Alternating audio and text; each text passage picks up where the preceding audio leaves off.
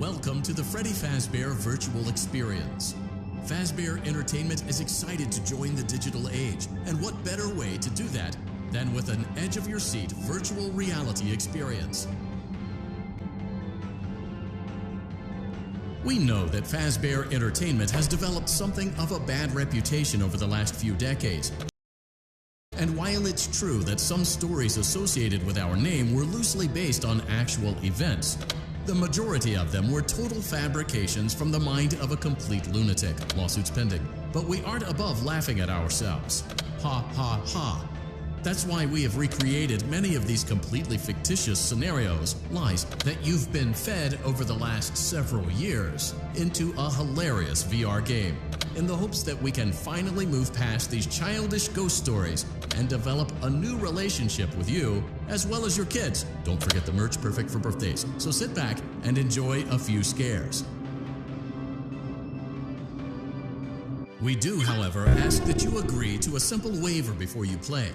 It's mostly just legal mumbo-jumbo and isn't at all based on user experiences thus far or injuries associated with testing. You acknowledge that Fazbear Entertainment is not responsible for accidental digital consciousness transference, real-world manifestations of digital characters, nightmares, night terrors, night sweats. Huh?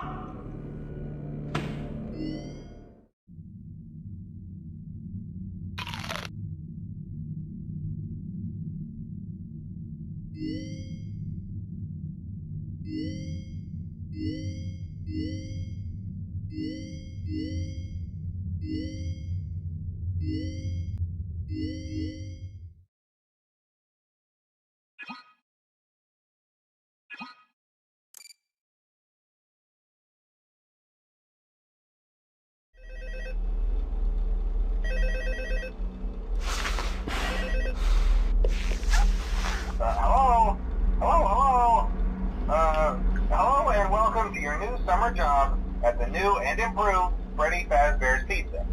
I'm here to talk you through some of the things you can expect to see during your first week here and to help you get started down this new and exciting career path. Now, I want you to forget anything you may have heard about the old location, you know. Some people still have a somewhat negative impression of the company. That old restaurant was kind of left to rot for quite a while, but I want to reassure you, Fazbear Entertainment is committed to family fun and above all, safety. They've spent a small fortune on these new animatronics. Facial recognition, advanced mobility, they even let them walk around during the day. Isn't that neat? Nope. But most importantly, they're all tied into some kind of criminal database so they can detect a predator a mile away. Heck, we should be paying them to guard you.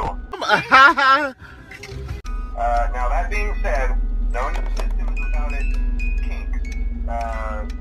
You're only the second guard to work at that location. The first guy finished his week,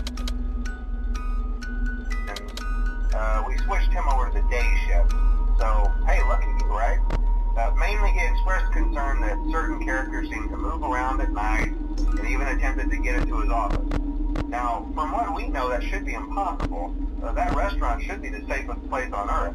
So while our engineers don't really have an explanation for this, the working theory is that the robots were never given a proper night mode. So when it gets quiet, they think they're in the wrong room.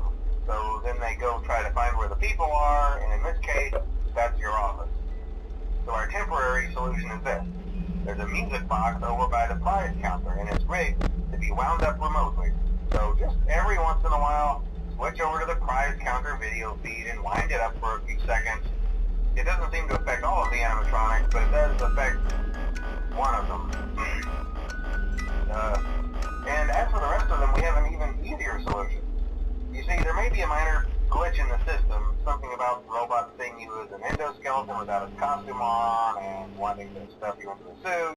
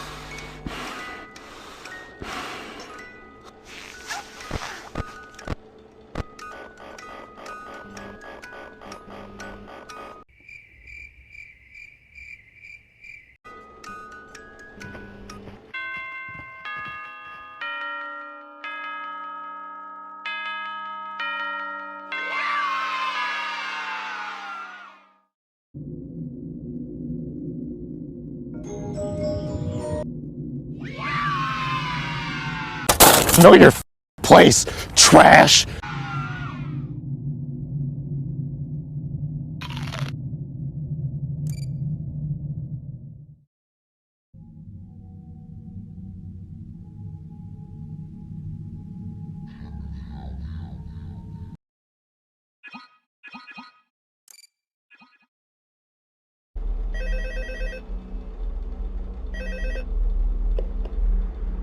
Hello? Hello?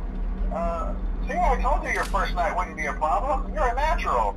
By now I'm sure you've noticed the older models sitting in the back room. Those are from the previous location, and we just use them for parts now. The idea at first was to repair them. They even started retrofitting them with some of the newer technology, but they were just so ugly, you know? And the smell. So the company decided to just go in a whole new direction and make them super kid-friendly. Those older ones shouldn't be able to walk around, but if they do, the whole Freddy head trick should work on them too, so whatever. I love those old characters. Did you ever see Foxy the Pirate? Oh wait, Foxy. Oh yeah, Foxy. Hey listen, that one was always a bit twitchy. I'm not sure if the Freddy head trick will work on Foxy. If for some reason he activates during the night, and you see him standing at the far end of the hall, just flash your light at him from time to time. Those older models would always get disoriented with bright light. It would cause a system restart or something. Come to think of it, you might want to try that on any room where something undesirable might be. It might hold him in place for a few seconds. That glitch might have carried over to the newer models too. One more thing. Don't forget the music box. I'll be honest, I never liked that puppet thing. It's always thinking, and it can go anywhere.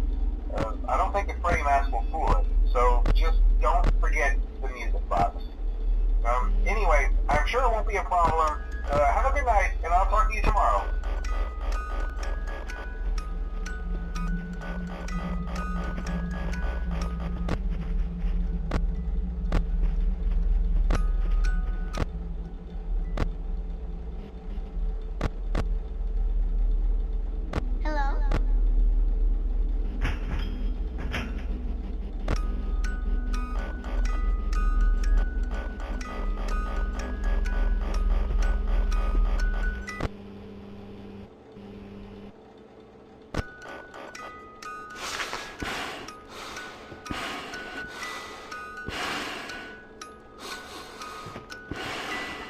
Hello?